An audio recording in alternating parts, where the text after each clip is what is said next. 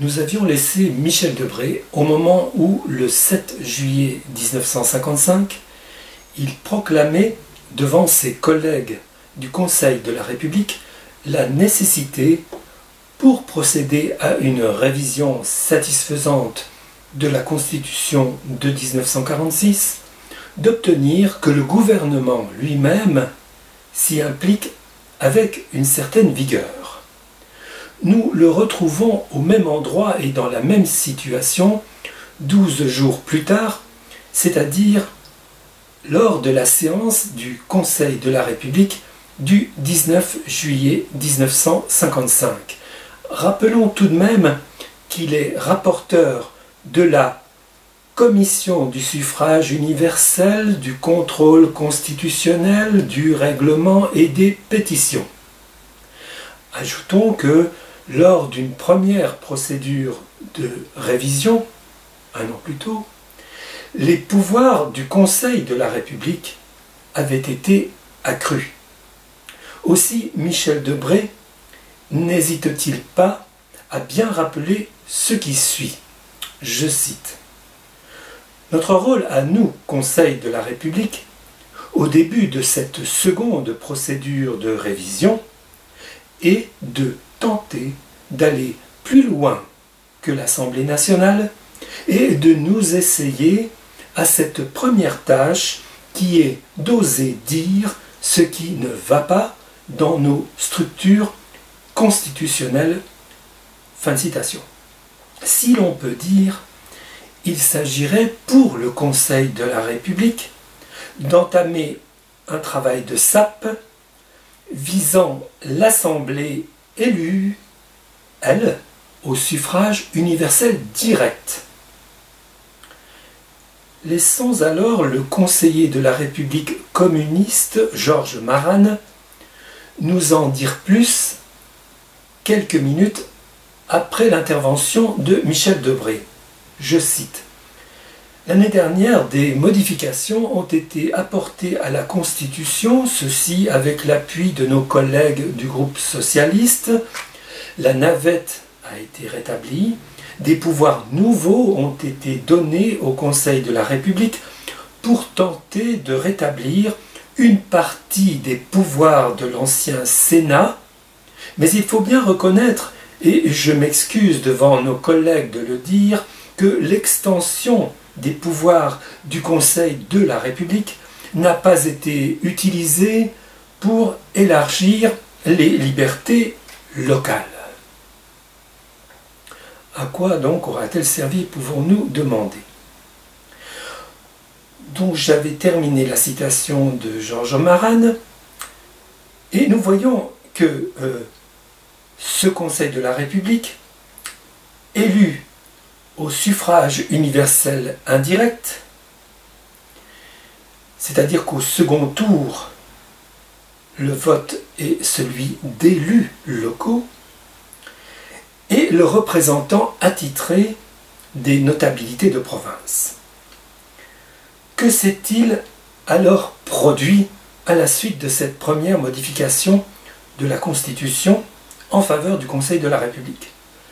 Georges Marane, communiste, nous le dit lui-même, je cite: « Cette révision a plutôt constitué un nouveau barrage dressé par la réaction, par les exploiteurs du peuple, contre les revendications des travailleurs. » Fin de citation. Par quel biais?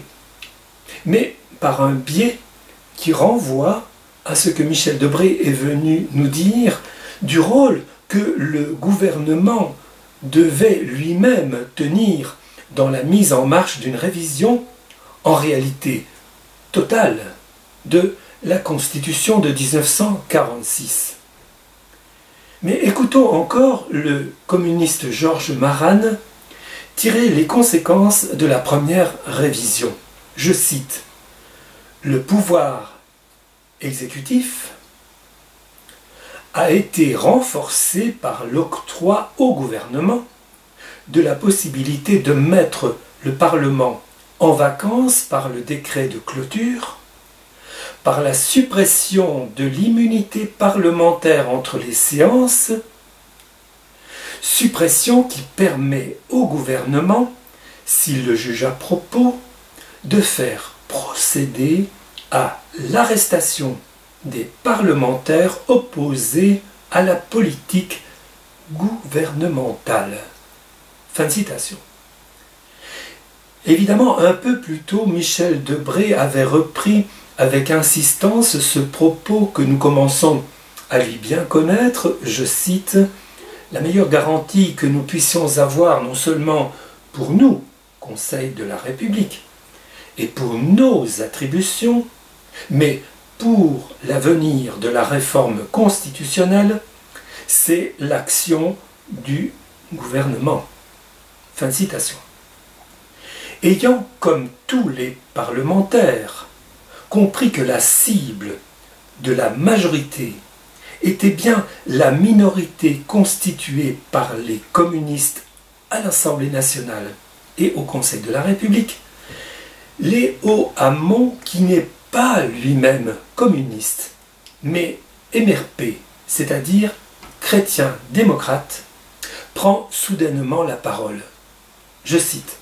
« Je m'inquiète alors et je me dis qu'en voulant faciliter la révision, vous voulez certes exonérer les majorités de l'attention à la minorité, mais que nous ne savons ni ce que sera le contour de la majorité constitutionnelle que vous cherchez, ni quel en sera le programme demain, et que dans ces conditions, quelque inquiétude est bien légitime sur cet avantage consenti à une majorité dont on ne connaît ni le contour, ni le fondement, ni l'objet. » Fin de citation.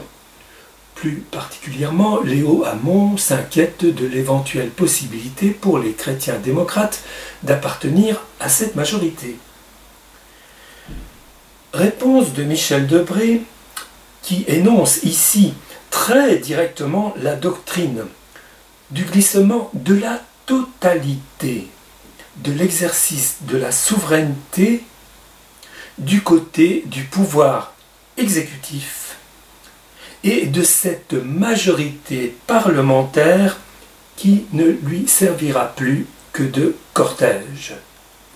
Je cite Michel Debré. « En fin de compte, tout repose sur la pensée gouvernementale et sur la majorité qui la soutient. Le jour où il existe un gouvernement, il peut employer les dispositions qui seront prises pour faire la révision de la Constitution et essayer de réduire les contradictions. » Fin de citation. En cadenassant par l'abaissement du pouvoir législatif, y compris la majorité parlementaire, l'expression du suffrage universel, c'est bien là ce que réalise, depuis bientôt 60 ans, la Constitution de 1958.